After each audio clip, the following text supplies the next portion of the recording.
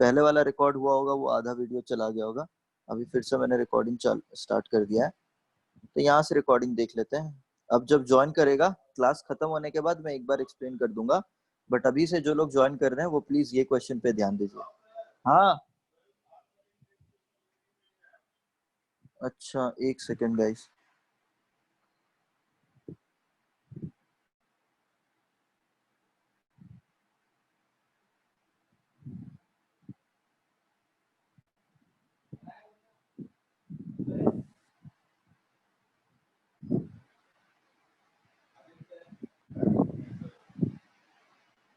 हाय राम, हाँ जो आने दो, वेट करते हैं। कंडक्टिंग प्लेट का क्वेश्चन शुरू करेंगे क्लास खत्म होने पे। इधर देखो, सब लोग ध्यान दो यहाँ पे। हम कंडक्टिंग प्लेट का क्वेश्चन शुरू कर रहे हैं। जो लोग अभी ज्वाइन कर रहे हैं ना, उनके लिए बता रहा हूं मैं, अभी हम लोग कंडक्टिंग प्लेट का क्वेश्चन शुरू कर रहे हैं। जो ये वाला क्वेश्चन मैंने दिया हुआ था, वो क्वेश्चन को क्लास खत्म होने के बाद एक बार वापस से देख लेंगे। मैंने अभी इसे 2 बार एक्सप्लेन कर दिया, तो I am pretty much tired. तो प्लीज थोड़ा सा मुझे रिलैक्स होने दो। नेक्स्ट कॉन्सेप्ट पे जाते हैं। क्लास होने से 5 मिनट पहले मैं 2 मिनट में वो चीजें बता दूंगा आप लोगों को, ठीक है? तो थोड़े से नेक्स्ट कॉन्सेप्ट पे बढ़ते हैं। नेक्स्ट कॉन्सेप्ट है यहाँ पे कि ये कंडक्टिंग प्लेट है। ऑल राइट, किसी को कोई दिक्कत नहीं है ना? किसी को कोई दिक्कत नहीं है, राइट? आगे बढ़े। तो देखो ये क्वेश्चन देखो, थोड़ा इंटरेस्टिंग है, इसी बात आ जाते हैं यहाँ पे। वैभव इस पे ध्यान दीजिए। देखिए क्या है, ये कंडक्टिंग प्लेट है, ठीक है? कंडक्टिंग प्लेट मतलब समझते हैं। कंडक्टिंग, अब एक ये वाला याद करो, जब मैंने सॉलिड स्फीयर की बात करी थी, solid sphere, solid conducting sphere, और मैंने ये कहा था अगर ये शेल है तो दोनों बराबर बात है। अगर सॉलिड कंडक्टिंग स्फीयर कहा हुआ है और एक शेल कहा हुआ है तो दोनों बराबर बात है। तो यहाँ पे मुझे इलेक्ट्रिक फील्ड और वर्सेस आर का डायग्राम बताओ कैसा आएगा, जल्दी। इलेक्ट्रिक फील्ड वर्सेस आर का डायग्राम बताओ कैसा आएगा। जब आर रेडियस तक बराबर होगा तब तक इलेक्ट्रिक फील्ड क्या होगा, बताओ बताओ।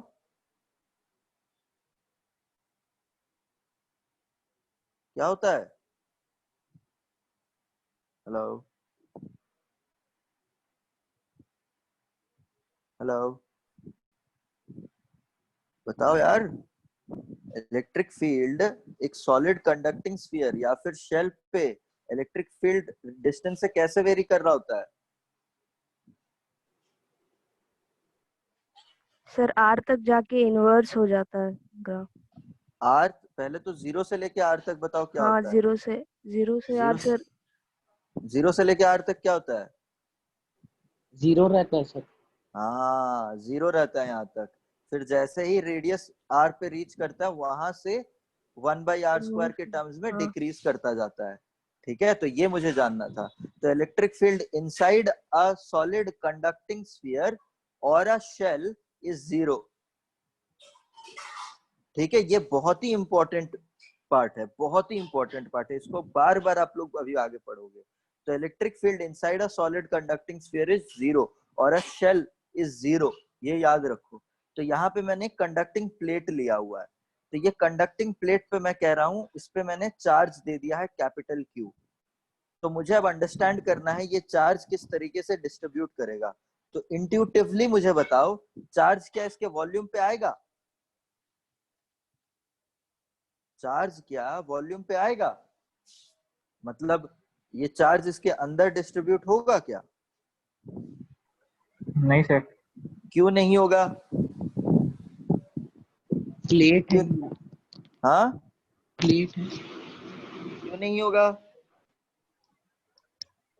क्योंकि सिर्फ क्योंकि सरफेस अगर पे, सिर्फ अगर सरफेस पे रिसाइड करता है। Very good, very good. अगर क्यू रिसाइड करता है सरफेस पे, वो भी ये एक स्टेटमेंट है, excess charge, a property of a conductor, excess charge on the excess, ऐसे लिख लो, excess charge resides on the surface of the conductor, surface of the conductor. What does this mean? that if you have a conductor, then if there is a charge, अच्छा ये भी है कि during electrostatic equilibrium,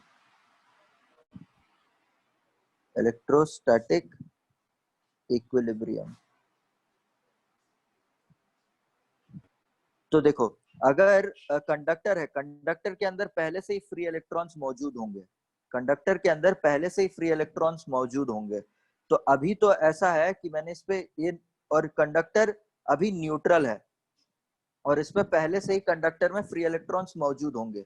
but अगर मैं इस पे कोई चार्ज एडिशनल प्रोवाइड करता हूं, तो अगर अब वो चार्ज अंदर गया, तो मानो कि आधा चार्ज इधर आधा चार्ज इधर है, तो कितने अमाउंट ऑफ ही चार्ज अगर सरफेस के कंडक्टर के अंदर अगर जाते हैं तो उनपे म्यूचुअल रिपल्शन हो जाएगा, म्यूचुअल रिपल्शन होगा। एंड कंडक्टर का प्रॉपर्टी ही ये है कि उसमें चार्जेस इजीली फ्लो करते हैं। तो ये म्यूचुअल रिपल्शन के कारण ये क्या करेंगे, ये सरफेस पे आके रिसाइड करने लगेंगे, ये सरफेस पे आके रिसाइड करने लगेंगे। अदरवाइज ऐसे भी समझो, गॉस लॉ है, अगर मैं यहाँ पे इसके अंदर कंडक्टर के अंदर एक गॉसियन सरफेस बनाता हूं, अगर कंडक्टर के अंदर गॉसियन सरफेस बनाता हूं, तो मुझे ये पता है कि कंडक्टर के अंदर इलेक्ट्रिक फील्ड हमेशा 0 होता है। तो अगर कंडक्टर पे जो मैंने एक्सेस चार्ज दिया हुआ है, वो अगर कंडक्टर के अंदर जाके वॉल्यूम में रिसाइड करता है, और अगर मैं उसको इंक्लोजिंग एक गॉसियन सरफेस इस तरीके से बनाता हूं, तो उस गॉसियन सरफेस के अंदर, because flux linked through the Gaussian surface will not be 0 anymore, because there will be some charge q enclosed in that Gaussian surface. So if flux linked through the Gaussian surface is not equal to 0, that means there is some electric field inside the Gaussian surface. That means the electric field inside, there is some electric field inside the conductor. So because electric field inside a conductor needs to be 0, the conductor, whatever excess charge is provided to the conductor, all the excess charge resides on the surface only, such that electric field inside the conductor is 0. Now, if the charge resides on the surface of the conductor, now if I draw a Gaussian surface inside the conductor, it will not enclose any of the charge. That means flux linked through that Gaussian surface would be 0. That means electric field inside the Gaussian surface would be 0. That means electric field inside the conductor would be 0. So that means during an electrostatic equilibrium का मतलब यह है कि सब जब charges rest पे आ गए हैं, आपने सरफेस चार्ज इसको एक्सेस चार्ज प्रोवाइड किया, एक्सेस चार्ज इसके पूरे सरफेस पे रिडिस्ट्रीब्यूट हो गए, तब जाके आप कमेंट कर रहे हो यहाँ पे कि इलेक्ट्रोस्टैटिक इक्विलिब्रियम पे जो भी एक्सेस चार्ज होगा वो कंडक्टर के सरफेस पे जाके रिसाइड करेगा। Now my question is, now you take this conducting plate. Now I have established that the excess charge provided to the conductor will not reside inside the volume of the conducting plate, inside the volume of the conducting plate reside नहीं करेगा, अब है कि इनके surface पे ही reside करेगा। Now my assumption is, जो ये वाला पार्ट है इसका जो width है, width of this conducting plate is very small, width is very small. So in that case, now if I provide this capital Q amount of excess charge to this conducting plate, so can I say, so intuitively मुझे बताओ इस face पे और इस face पे, 1 और 2 face पे कितने कितने चार्ज आएंगे, इंट्यूटिवली मुझे बताओ। Q/2 आधा आधा बढ़ जाएगा, ठीक है। बोलेगा कंडक्टर बोलेगा आधा इधर जाओ आधा इधर जाओ, और बाकी तो बचा ही नहीं, तो कहीं नहीं जाएगा, ठीक है। तो आधा इधर गया आधा इधर गया। ना again let us determine electric field at a point P inside the conductor. मैं ये फेस जब ले रहा हूं और ये फेस जब लूंगा, तो मुझे यहाँ पे Q/2 चार्ज रिसाइडिंग है, यहाँ पे Q/2 चार्ज रिसाइडिंग है। तो मानो कि इस कंडक्टिंग प्लेट का ये फेस का एरिया A है, इस फेस का भी एरिया A है। मुझे electric field due to surface 1, मुझे इलेक्ट्रिक फील्ड कैसा मिलेगा, इस डायरेक्शन पे मिलेगा। That value would be Q/2 A epsilon not ठीक है। सिमिलरली जो ये वाला सरफेस है यहाँ पे, इधर पे भी चार्ज ऐसे रिसाइड करेगा, तो इनके वजह से भी यहाँ पे इलेक्ट्रिक फील्ड कितना मिलेगा, Q/2 A epsilon naught, direction opposite, magnitude same, both will cancel each other. Both will cancel each other. So net electric field at point P inside the conductor is, you got it to be 0, which satisfies your property of the conductor, which says excess charge resides on the surface. Why does excess charge resides on the surface? Because electric field inside the conductor is always 0.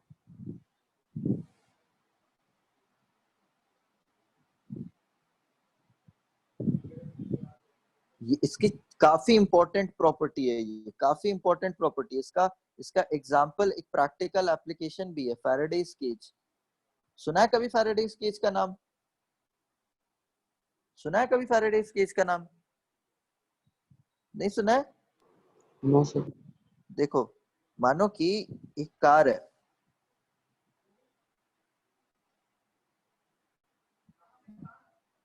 Car में क्या होता है, अगर आप car में हो, अगर मानो कि बाहर बिजली कड़क रही है, मानो बाहर बिजली कड़क रही है, ठीक है, तो होता क्या है, आपको कहा जाता है कि भैया अगर आप कार के अंदर हो, अगर बाहर बिजली कड़के तो कार के अंदर ही रुको।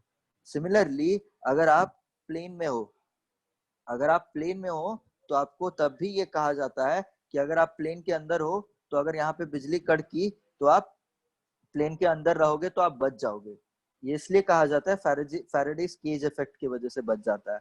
होता क्या है कि अगर यहाँ पे देखो, क्योंकि electric field inside the conductor is always 0, तो उसकी वजह से हो क्या रहा है, जितना भी आप एक्सेस चार्ज दे रहे हो वो सरफेस ऑफ द कंडक्टर पे जाके रिसाइड कर ले रहा है। तो lightning is nothing but an electric discharge. Lightning is nothing but an electric discharge. तो जब lightning strikes a metal body, when lightning strikes a metal body, क्योंकि कार भी एक मेटल से बना हुआ है which is a conductor, aeroplane भी एक मेटल से बना हुआ है which is a conductor, तो जब भी ऐसा lightning strike करता है which is an electric discharge, तो होता क्या है, अंदर जो रहेगा ना इंसान, उसको कुछ भी नहीं होगा, क्योंकि जो भी इलेक्ट्रिक डिस्चार्ज लाइटनिंग के थ्रू आएगा वो कार के बाहर चला जाएगा। और क्योंकि कार अर्थ के साथ कांटेक्ट पे रहता है, तो वो एकदम जो भी चार्ज एक्स्ट्रा आ रहा है वो अर्थ को चला जाएगा और आप कार के अंदर सेफ रह जाओगे। तो इसीलिए आपको कहा जाता है कि आप कार के अंदर ही बने रहें। और सिमिलरली अगर लाइटनिंग स्ट्राइक करता है प्लेन को, तो आपको अंदर जो पैसेंजर है उनको कुछ भी नहीं होता है, उनको इसलिए कुछ नहीं होता है क्योंकि वो एक कंडक्टर है एंड अंदर इलेक्ट्रिक फील्ड 0 है। जो भी लाइटनिंग का चार्ज लेकर आता है वो एरोप्लेन के बाहर ही रह जाता है और अंदर आपको कोई शॉक महसूस नहीं होता है। This is called a Faraday's cage effect. ये काफी इंपॉर्टेंट एप्लीकेशन है इसका, काफी इंपॉर्टेंट एप्लीकेशन है इसका। All clear?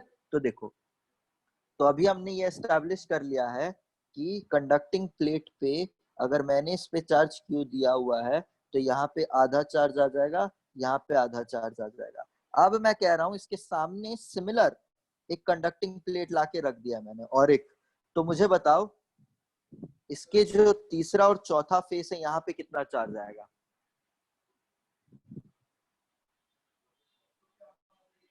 तो देखो कैसे कमेंट करोगे, सुन रहे हो?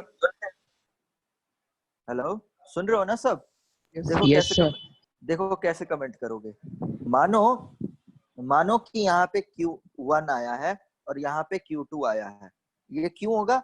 ये Q1 and Q2 are induced charges, है ना?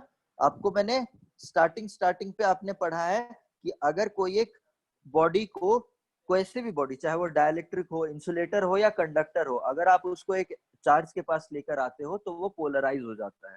तो सिमिलरली यहाँ पे मैं एक चार्ज्ड प्लेट के पास, चार्ज कंडक्टिंग प्लेट के पास मैं और एक कंडक्टिंग प्लेट लेकर आ रहा हूँ, तो उनपे Q1 and Q2 will be induced charges, उनके चार्जेस ऐसे इंड्यूस हो जाएंगे। नाउ जब ऐसा इंड्यूस हो रहा है, मेरे को उसकी वैल्यू फाइंड आउट करनी है। तो ये induced charges will be such that electric field, अगर ये मानो A प्लेट है और ये B प्लेट है, electric field inside B plate will B 0 because B is also a conductor So these charges will be induced such that the net electric field inside the plate would be zero. Now ये positive Q by two epsilon not, अगर मैं कोई एक point P ले लूं यहाँ पे, तो उसकी वजह से ये Q by two epsilon not का इलेक्ट्रिक फील्ड का मैग्नीट्यूड और डायरेक्शन बताओ कहां पर होगा, पॉइंट पी पे, जल्दी।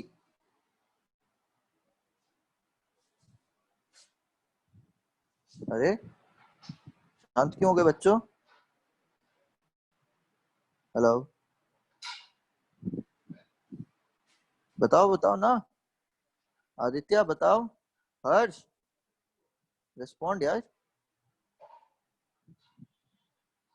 वैभव, मैं पूछ रहा हूं कि ये जो Q by two epsilon not है, क्यू बाई टू चार्ज है यहाँ पे इस प्लेट पे, उसके वजह से इस पॉइंट पी पे इलेक्ट्रिक फील्ड कितना होगा? यहाँ पे क्या कहा था मैंने, Q by two epsilon naught था ना? हेलो हेलो, हाँ सर। तो उतना होगा यहाँ पे electric field, 2a epsilon naught. A क्या है यहाँ पे, A is the area of the plate. अच्छा, अब मुझे बताओ, ये जो क्यू बाई टू यहाँ पे है, इस प्लेट पे है, तो उसकी वजह से इलेक्ट्रिक फील्ड का पी पॉइंट पे डायरेक्शन और मैग्नीट्यूड बताओ, बताओ जल्दी से। Q by 2 epsilon not rightward. Rightward, ठीक है, rightward, same magnitude Q by two epsilon not, ठीक है। अब ये जो इस सरफेस पे, अब ये जो Q1 जो इधर पे है, 3 पे है, उसकी वजह से पॉइंट P पे बताओ कितना इलेक्ट्रिक फील्ड होगा, क्या हो जाएगा, Q1 by 2a epsilon not, and ये डायरेक्शन अगर ये पॉजिटिव हुआ तो यहाँ पे होगा। सिमिलरली यहाँ पे अगर Q बाई टू चार्ज है, तो उसके वजह से भी ये इलेक्ट्रिक फील्ड यहाँ पे Q2 by 2a epsilon not होना चाहिए, ठीक है। तो net electric field at point P क्या आ रहा है मेरे को, कोई दिक्कत यहाँ तक? Q by 2a epsilon not plus Q by 2a epsilon not plus Q1 by 2a epsilon not plus Q1 and Q2 by 2a epsilon not. अच्छा, ये Q बाई, देखो, एक चार्ज प्लेट की वजह से जिस पे सिग्मा चार्ज है, तो उससे at any point P electric field यहाँ पे सिग्मा बाई 2 एप्सिलॉन नॉट कहते हैं ना। तो सिग्मा क्या है, सिग्मा इज, अगर यहाँ पे चार्ज Q है तो that is charge per unit area ना, तो इसके वजह से यहाँ पे Q by 2a epsilon not कह रहा हूँ। समझ में आ रहा है ना बात? Yes sir. समझ में आ रहा है ना, क्यों ये Q बाई 2 एप्सिलॉन नॉट है यहाँ पे, ठीक है। तो ये देखो, तो यहाँ पे ये Q by a epsilon not हो जाएगा, और यहाँ पे ये Q1 plus Q2 by 2a epsilon not हो जाएगा। तो electric field at point P which is inside the conductor B क्या होना चाहिए, जीरो होना चाहिए। तो ये जीरो करो, तो जीरो करोगे तो आपको पता चलेगा कि Q1 plus Q2 must be equal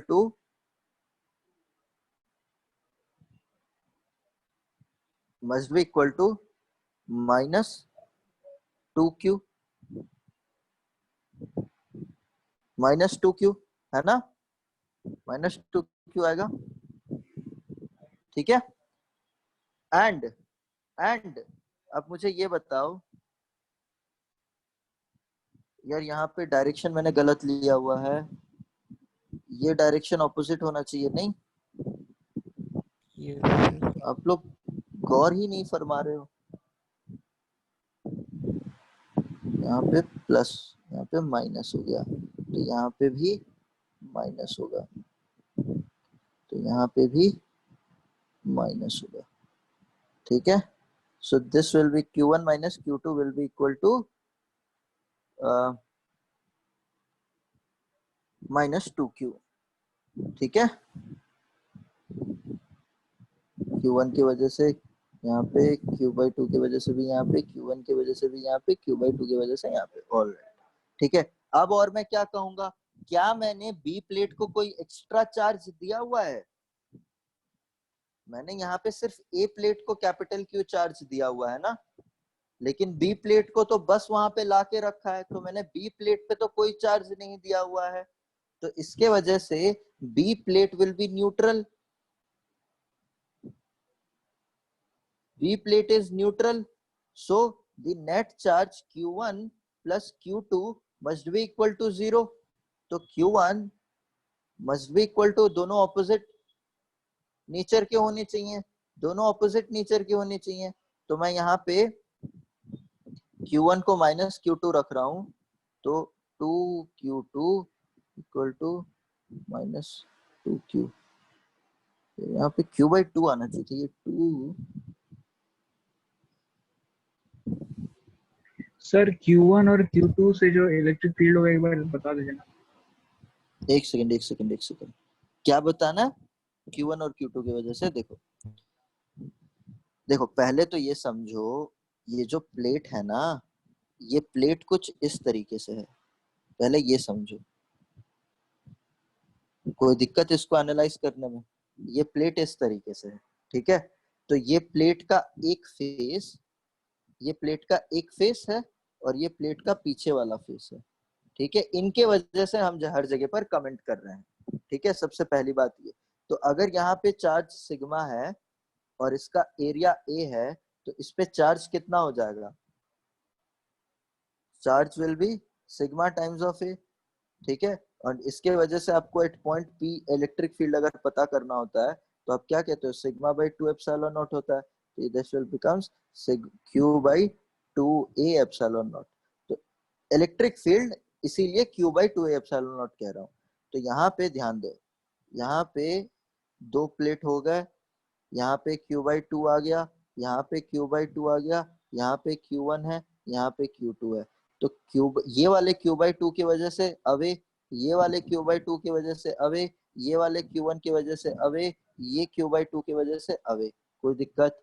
यहाँ पे ये value Q/4 A epsilon not होना चाहिए, क्योंकि इसका 2 भी आएगा, और यहाँ पे पहले से ही सिग्मा/2 एप्सिलॉन नॉट का 2 भी है, वो मैंने मैग्नीट्यूड गलत हाँ लिखा सर, हुआ हाँ। है, ठीक है।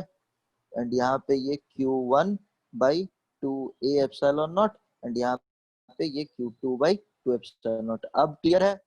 कोई दिक्कत? कोई दिक्कत? तो यहाँ पे पूछो, कोई दिक्कत है तो पूछो। Q/4A कैसे हो? एक second. So this will give me that Q2 is Q/2, and hence Q1 is minus Q/2। तो यहाँ पे जो मेरे को चार्जेस मिल रहे हैं, देखो एक शीट के वजह से, इनफाइनाइट शीट के वजह से, इनफाइनाइट शीट पे अगर चार्ज डेंसिटी सिग्मा है, तो उसकी वजह से at point P electric field कितना आता है? सिग्मा/2 एप्सिलॉन नॉट, ठीक है। सिग्मा क्या है? चार्ज पर यूनिट एरिया है। तो अगर यहाँ पे चार्ज Q है और इसका एरिया A है, तो Q/A epsilon 2A epsilon not हो गया यहाँ पे। लेकिन ठीक है ना, ये क्लियर है? इतना पार्ट क्लियर है ना? यस। तो इस प्लेट पे Q/2 चार्ज है ना, Q/2 चार्ज है, तो Q/2 चार्ज अगर मैं लगाऊंगा यहाँ पे, तो ये वाला पहले का तो 2 है ही फॉर्मूले का, और यहाँ पे जो चार्ज है उसका /2 आ जाएगा, तो 4 हो जाएगा। All clear?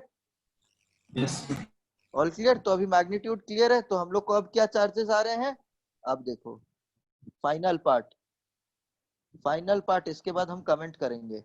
ए प्लेट है, बी प्लेट है, मैंने ए प्लेट पे Q चार्ज दिया था, तो यहाँ पे Q/2 डिस्ट्रीब्यूट हो गया, Q/2 एंड यहाँ पे देखो Q1 मेरे को कितना आया हुआ है? Q1 मेरे को आया हुआ है माइनस Q/2, Q2 कितना आया हुआ है? Q/2 आया हुआ है, देखो। तो Q1 जो है वो माइनस Q/2 आया हुआ है, एंड Q2 क्या आया हुआ है? Q/2 आ गया है। तो देखो नेट चार्ज ऑन प्लेट भी न्यूट्रल है, क्योंकि इस पे मैंने कोई चार्ज नहीं दिया हुआ है। Net charge on QA neutral है, सॉरी Q है, क्योंकि इस पे मैंने चार्ज Q दिया हुआ है। मेरे को जो बाहर के फेसेस हैं इनके बीच में, अब मैं दो पॉइंट यहाँ पे इलेक्ट्रिक फील्ड पॉइंट P पे कैलकुलेट कर रहा हूँ, यहाँ पे इलेक्ट्रिक फील्ड। सो इसके वजह से अवे, इसके वजह से अवे, इसके वजह से नेगेटिव चार्ज है, तो टुवर्ड्स इसके वजह से अवे, ठीक है। एंड सारे मैग्नीट्यूड सेम है, तो सब एक दूसरे को कैंसिल कर जाएंगे। सर हाँ पूछो। ये जो पॉइंट बी है वो इनसाइड में है ना एकदम, मतलब दोनों हाँ प्लेट इनसाइड, हाँ हाँ हाँ, पॉइंट बी ना, बी सर, बी मतलब बी हाँ भाई जो प्लेट, पीक पे थे हाँ पॉइंट एकदम अंदर है, कंडक्टर के अंदर ही है, ठीक है। ठीक है। फिर यहाँ पे point Q sorry point R देखो, यहाँ पे पॉइंट आर पे जो बी प्लेट के अंदर है, तो ये Q/2 के वजह से अवे, ये Q/2 के वजह से अवे, ये माइनस Q/2 के वजह से टुवर्ड्स, और ये Q/2 के वजह से अवे। तो सारे मैग्नीट्यूड सेम है, डायरेक्शन सब ऑपोजिट है, तो इलेक्ट्रिक फील्ड इनसाइड बी भी जीरो है, इलेक्ट्रिक फील्ड इनसाइड ए भी जीरो है। तो कंडक्टर है, तो उनकी वजह जैसा चार्ज डिस्ट्रीब्यूशन हुआ है उनकी वजह से इलेक्ट्रिक फील्ड भी जीरो है। तो यहाँ पे हम जनरलाइज करके दो स्टेटमेंट कमेंट कर सकते हैं। हम ये कमेंट कर सकते हैं that net charge given to the plates is distributed equally on the two outer surfaces। अभी हम समझेंगे क्या लिख दिया मैंने यहाँ पे, outer surfaces of the plates. Mind it, यहाँ पे प्लूरल है, यहाँ पे प्लूरल है, प्लेट्स है। दूसरा स्टेटमेंट मैं कह रहा हूं, charges in between the plates are of equal and opposite in nature. Now let me rewind. तो मैंने यहाँ पे पहले एक प्लेट लिया A, तो मैंने जब इसको एक्सेस चार्ज Q दिया हुआ है, तो ये कैसे रिडिस्ट्रीब्यूट करा, अब आप लोग को बताना पड़ेगा, मैं बार बार एक ही चीज नहीं बताते रहूंगा। बताओ कैसे डिस्ट्रीब्यूट हुआ। Q/2 Q/2 Q/2। अब देखो मैं क्या कह रहा हूँ यहाँ पे, net charge given to the system is equally distributed on the outer surfaces of the plates. So if there is one single plate only, the outer surfaces are these two, हाँ या ना, the Yes, outer sir. surfaces are these two. So net charge given here is capital Q. The capital Q charge is equally distributed between the two outer surfaces of the plate. All right, now the second statement is invalid here because there are no two plates. But if I bring another plate here, so how was my charge distribution? The charge got distributed here, the charge got induced minus Q/2, and here the charge got induced plus Q/2, which made the net charge on the plate B to be zero. And because there was no charge, excess charge given to the plate, whatever charges occurred on the plate B was due to the induction because of the charges on the plate A. All right, so अब देखो यहाँ पे अगर मैंने ये दो plate जिस तरीके से लिखा हुआ है, अब यहाँ पे जो मेरे आउटर सरफेसेस, ये मेरा आउटर सरफेस है, ये मेरा आउटर सरफेस है प्लेट का, ठीक है। तो इन दोनों प्लेट पे मैंने नेट चार्ज कैपिटल Q दिया हुआ है, तो दोनों पे चार्ज देखो इक्वली डिस्ट्रीब्यूटेड है। और दोनों के अंदर वाले प्लेट पे देखो, दोनों के अंदर वाले प्लेट पे इक्वल मैग्नीट्यूड का है बट ऑपोजिट साइन का है, ठीक है। यही मैं कहना चाहता था यहाँ पे। ऑल राइट, क्लियर है ना ये बात, ठीक है। अब बताओ मेरे को, मैं क्वेश्चन दे रहा हूं, मैं यहाँ पे 2Q दे रहा हूँ इस प्लेट पे मैं माइनस Q दे रहा हूँ। मुझे बताओ 1 2 3 4 पे कितना कितना चार्ज आएगा। सर एक डिस्टेंस पे रखा हुआ है क्या? फर्क ही नहीं पड़ रहा है डिस्टेंस का, because charge due to a sheet is sigma by 2 epsilon not ना। it does not Yes. depend on the distance. This is नहीं the वो नहीं, very, मतलब दोनों अलग अलग है कि क्वेश्चन of की course, same? of course distance पे रखा हुआ है ना that is.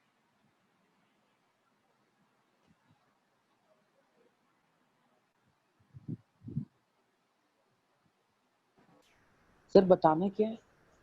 Charges on each of the plate, 1 face पे, 2 face पे, 3 face पे, 4th face पे कितने Yes. कितने चार्ज रहेंगे?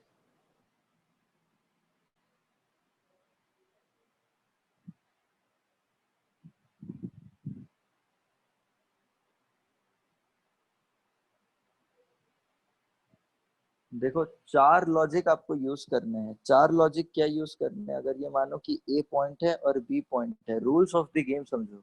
Rules of the game are that whatever be the charges on surfaces 1 and 2, the net charge on plate A should be 2q. Rule number 1. And whatever be the charges on faces 3 and 4, the net charge on plate B should be minus q. First rule of the game. Second rule of the game is the net field inside plate A should be 0 and the net field inside plate B should be 0. This is rule number 2. Rule number sir 3 बन is गया। what? Rule number 3 क्या है? Rule number 3 है कि जो charge 1 plate 1 surface 1 पे होगा और चार्ज जो सरफेस 4 पे होगा वो दोनों बराबर होगा। रूल 4 क्या है? रूल ऑफ द गेम, जो चार्ज Q2 पे होगा वो उसका मैग्नीट्यूड दोनों का बराबर होगा बट साइन ऑपोजिट होगा। These are the 4 rules. Game को खेलने से पहले गेम के रूल समझो। हाँ बताओ, बन गया तो बताओ बताओ जल्दी बताओ। 1 पे कितना होगा? Sir q/2। हाँ, और और 2 2 पे पे 3q/2। फिर 3 पे -3q/2। हाँ, और 4 पे q/2। ठीक है। क्या? देखो अब q/2 प्लस 3q/2 को ऐड करो तो आपको 2q आ रहा है, और माइनस 3q/2 को और q/2 को ऐड करो तो माइनस q आ रहा है। मेरे को बाहर वाले दोनों प्लेट्स में बराबर चार्ज है, बराबर चार्ज है। मेरे अंदर दोनों प्लेट्स पे बराबर और ऑपोजिट नेचर के चार्जेस हैं, ट्रू है। तो सारे कंडीशंस मेरे को सेटिस्फाई हो जा रहे हैं। ये वाला भी अगर आप वेरीफाई करोगे तो ये वाला कंडीशन भी सेटिस्फाई हो रहा होगा। ठीक है, चलो अब दूसरा बताओ।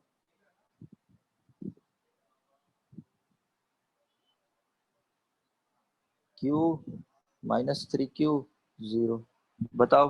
1 2 3 4 5 6।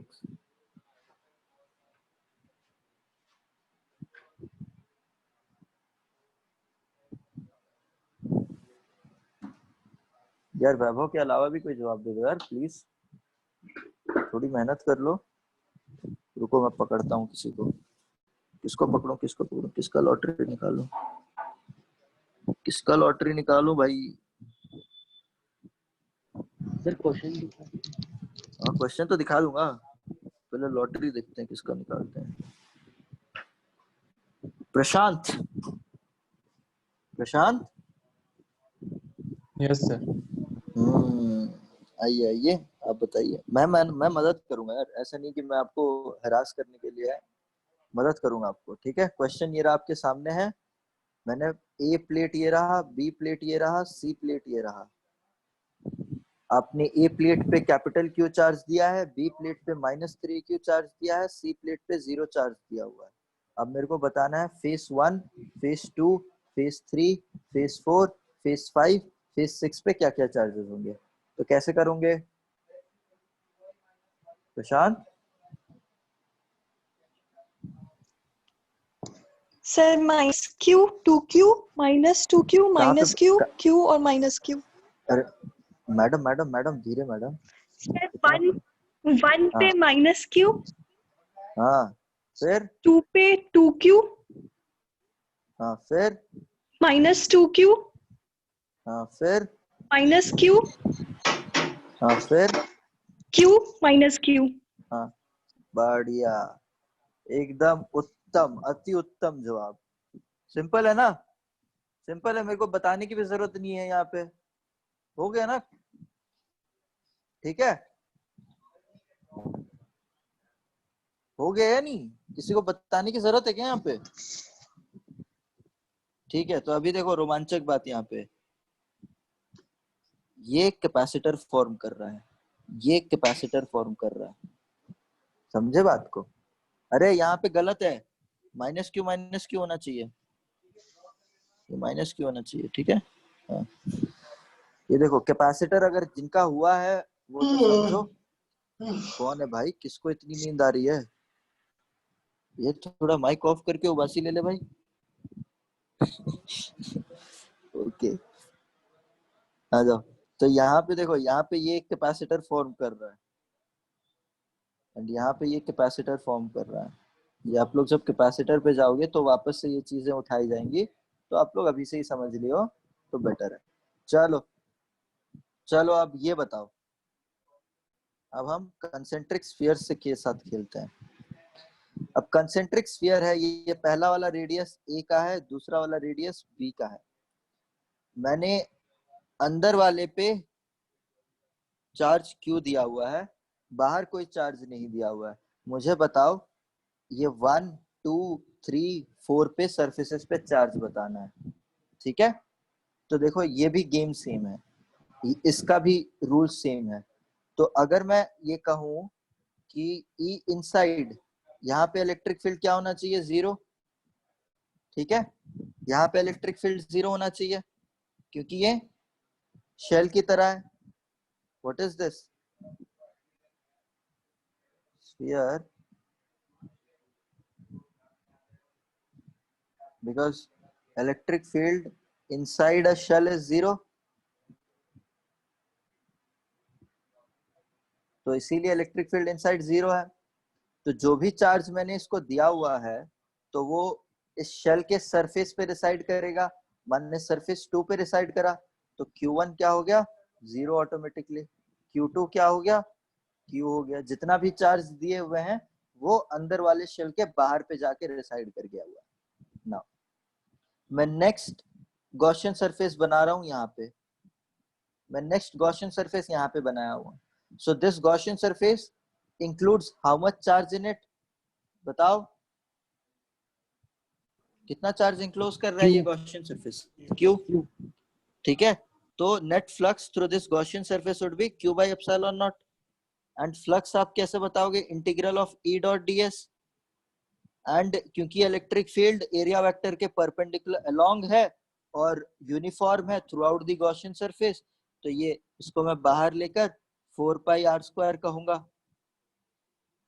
तो इलेक्ट्रिक फील्ड आपको आर ग्रेटर देन ए आपको मिलेगा Q by 4 pi epsilon not R square, ठीक है। तो अब मुझे ये बताओ Q3 कितना लग रहा है आपको? Q3 क्या लगेगा? Q3 और Q4 देखो, Q3 और Q4 कैसे बताओगे? देखो Q3 और Q4 कैसे बताओगे? अब अगर आप गॉसियन सरफेस बाहर लेते हो, अब अगर आप गॉसियन सरफेस बाहर लेते हो, तो गॉसियन सरफेस अब अगर बाहर ले रहे हो तब भी आपको electric field E greater than R greater than B, तब भी आपको इलेक्ट्रिक फील्ड इतना ही चाहिए 4 pi epsilon not R square, because this Gaussian surface also includes capital Q, है ना? This Gaussian surface also includes capital Q. Respond करो। हाँ sir. है ना? तो आपको अभी भी R ग्रेटर देन B पे भी आपको इलेक्ट्रिक फील्ड इतना ही मिलना है। तो जो ये Q4 है वो भी Q के बराबर होगा, तभी जाके the bigger Gaussian surface would include a charge Q, ठीक है। और अगर Q4 कैपिटल Q है, दैट मींस Q3 क्या है? Minus Q, such that net charge on the this bigger sphere is 0। तो आपको यहाँ पे अगर मैं ऐसे बनाऊं, ये R इक्वल्स टू A पे है, ये R इक्वल्स टू B पे है, तो यहाँ पे अंदर वाले सरफेस पे चार्ज 0, यहाँ पे Q, यहाँ पे क्या माइनस Q और यहाँ पे Q। क्लियर है ये बात? सर तो स्पीयर पे कोई इंड्यूस चार्ज नहीं रहेगा बड़ा वाला स्पीयर पे? ये जो चार्जेस हैं ये इंड्यूस से ही तो हो रहे हैं। तो बाहर और अंदर मतलब क्या सर? ये तो मतलब दो सरफेस है क्या इसका? हाँ ऑफ कोर्स, अरे मतलब ऐसा आइडियली एकदम थिन शेल तो नहीं बन सकता ना आइडियली। यस तो इसीलिए ऐसा कहा जा रहा है कि अंदर भी कोई सरफेस होगा और बाहर भी कोई सरफेस होगा, ठीक है। यस तो ये जो चार्जेस है ये अंदर और बाहर इंड्यूस हो रहे हैं। तो अब यहाँ पे सवाल बनता है कि अब यहाँ पे इलेक्ट्रिक फील्ड वर्सेस आर को ड्रॉ करने का। तो जब r इक्वल्स टू ए तक है और r इक्वल्स टू बी तक है, तो r इक्वल्स टू बी पे आपको इलेक्ट्रिक फील्ड ऐसा वेरी होता हुआ दिख रहा है, तो मतलब समवेयर आपको मैक्सिमम से ये डिक्रीज होता हुआ दिखेगा। एंड जब r इक्वल्स टू बी है तब आपको इलेक्ट्रिक फील्ड क्या वैल्यू दिखेगा? Electric field would be K Q by B square. Similarly जब इलेक्ट्रिक फील्ड ए पे है तो आपको के क्यू बाई ए स्क्वायर मिलेगा, है ना? है नहीं है? Yes sir. और यहां से 0 से लेके ए तक तो आपको इलेक्ट्रिक फील्ड 0 ही है। ऑलराइट, और जैसे जैसे ये आर तक बढ़ते जा रहा है तो ये ऐसे डिक्रीज होता हुआ रहेगा। दोनों का स्लोप ऑफ कोर्स 1/r² के टर्म्स में ही बदल रहा है। यहाँ पे भी सर ए से 1/r। बी में तो नेगेटिव है ना, तो डायरेक्शन चेंज कुछ नहीं है। नेगेटिव कैसे? देखो यहाँ पे कहीं पे भी मेरे को इलेक्ट्रिक फील्ड इधर से बाहर ही निकलता हुआ मिलेगा ना, ठीक है। और अगर यहाँ पे चार्ज यहाँ पे नेगेटिव है तो उसके इसके वजह से तो इलेक्ट्रिक फील्ड ऐसा है, इसके वजह से इलेक्ट्रिक फील्ड भी तो ऐसे ही होगा, ठीक है। तो बाहर की डायरेक्शन पे ही है, ठीक है। तो अब मुझे ये बताओ, 3 है, अब मैं यहाँ पे Q दे रहा हूँ, यहाँ पे 2Q दे रहा हूँ, तो बताओ 1 2 3 4 5 6 पे कितना कितना चार्ज होगा?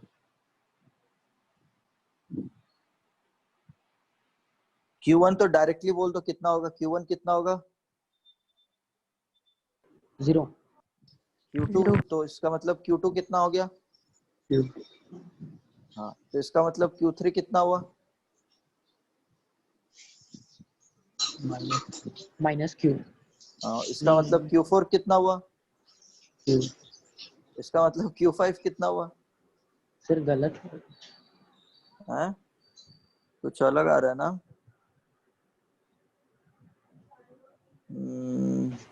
चार्जेस डिस्ट्रीब्यूशन तो कुछ भी हो सकते हैं। Q0 Q minus Q। हाँ, तो क्या दिक्कत है? Q5 बताओ ना कितना होगा? Q5 कितना हो जाएगा? Minus Q. अरे Q4 प्लस Q5 कितना है ब्रो? ओ सॉरी, Q4, हाँ Q5 कितना हुआ? माइनस Q हुआ ना, तो Q6 कितना हुआ? 2Q। 3Q. 3Q। डन। ये कैपेसिटर फॉर्म करेगा, ये कैपेसिटर फॉर्म करेगा, ये कैपेसिटर इंफिनिटी के साथ फॉर्म करेगा। ये सब आप जब कैपेसिटेंस में जाओगे तब वापस से ये चीजें उठेंगी, वापस से यही चीज उठेंगी। यहाँ पे हम लोग ने अर्थिंग वर्थिंग ना पोटेंशियल वोटेंशियल कुछ भी डिस्कस नहीं किया हुआ, बस आपको यहाँ पे मैंने ये सिखा दिया है कि चार्जेस का डिस्ट्रीब्यूशन किस तरीके से आइडेंटिफाई करना है, ठीक है ना ये बात? तो अब आपको चार्जेस का आइडेंटिफिकेशन पता चल गया। ऑल राइट, इतना ही है। नेक्स्ट आप लोगों का पोटेंशियल वगैरह सब कुछ सर पिकअप करेंगे। चंदन सर, आपको मैं ये वाला क्वेश्चन समझा देता हूँ।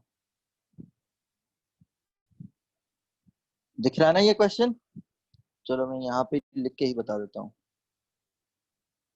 देखो, क्वेश्चन में दिया हुआ था कि आपका इलेक्ट्रिक फील्ड जो है वो a times of x by x square plus y square i cap plus a times of y by x square plus y square की तरह चेंज हो रहा है, j कैप। तो एंड यहाँ पे आपको रीजन दिया हुआ था जो सेंटर्ड एट ओरिजिन, इस रीजन पे आपको चार्ज कैलकुलेट करना था। तो मैं ये कह दिया कि अगर ये आप अपना x y z लो, तो यहाँ पे जो स्फीयर होगा उसका एक रैंडम पॉइंट मैंने ले लिया जो कि x, y, z है, तो इसका radius in terms of x comma y comma z क्या हो जाएगा, x square plus y square plus z square and the radial vector would be, the position vector would be x I cap plus y j cap plus z k cap. तो the unit vector along the radius vector would be x by r I cap plus y by r j cap plus z by r k cap. So the area vector would be along this radial vector. Area vector is along the radius vector because it is a sphere. तो radius vector के along मेरे को unit vector पता है, तो जो area vector होगा तो दैट इज एरिया वेक्टर का magnitude multiplied by the unit vector along the radius vector. So जब मैं फ्लक्स निकाल रहा हूँ that will be surface integral of E dot ds vector. So I can say E dot with radius vector multiplied by the area vector का magnitude, this surface integral.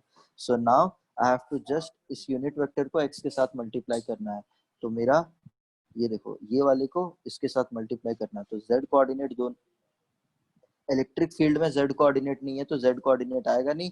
x by r को इसके साथ multiply करूंगा, y by r को इसके साथ multiply करूंगा, तो मुझे मिलेगा ax square by x square plus y square r and ay square plus x square plus y square times of r, this whole multiplied by the electric area vector, and so this whole will turn out to be a by r ds, and this a by r is constant, ds is the area of surface area of the sphere. So this much amount of flux is through the spherical region, and flux will be equal to charge enclosed by epsilon naught. So charge enclosed turns out to be a 4 pi epsilon naught r. ठीक है, समझ में आ गया? इस तरीके से करना है, ठीक है ना? यही था उस क्वेश्चन का आंसर. ऑलराइट, चलो थैंक यू गाइस, आज की क्लास यहाँ पे समाप्त. हाँ सर.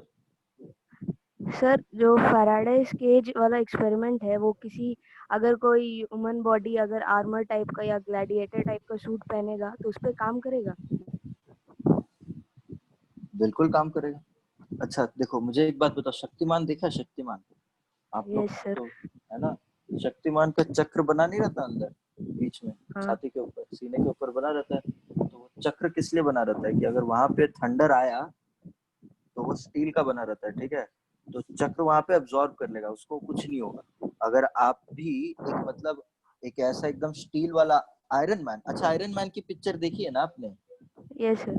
आयरन मैन की पिक्चर देखिए, तो आयरन मैन का जो स्टार्टिंग वाला मूवी था उसमें जब वो एकदम आसमान के ऊपर चले जा रहा था, ठीक है, तो जैसे कि एवेंजर पिक्चर में क्या करता है, थॉर उसको अपनी वो हैमर से लाइटनिंग देता है या नहीं देता है? देखा है ना एवेंजर पिक्चर? तो जब थॉर उसको अपने हैमर से लाइटनिंग देता है तो उसका जार्विस क्या कहता है, आयरन मैन का जार्विस कहता है you are charged up to 200%, है ना? याद आ रहा है आपको?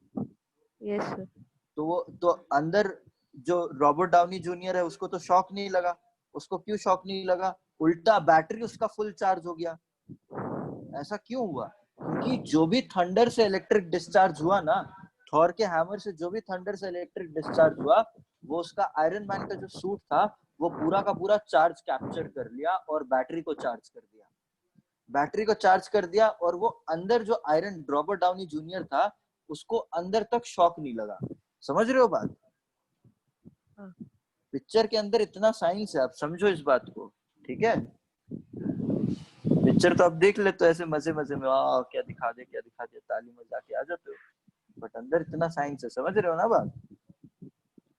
इलेक्ट्रोस्टैटिक्स इसीलिए काफी इंटरेस्टिंग चैप्टर है. पता नहीं अब आगे आप लोग देखो, कुंदन सर लेके जाएंगे आप लोग को, जल्दी काम खत्म करना है आप लोगों का, ना आप लोग का सिलेबस काफी पीछे छूटा हुआ है, तो आई थिंक बहुत फास्ट ड्राइव करेंगे कुंदन सर, तो कंटिन्यू करना उन लोगों के साथ, ठीक है? चलो थैंक यू गाइस. और कोई डाउट है? ऑलराइट, चलो थैंक यू गाइस.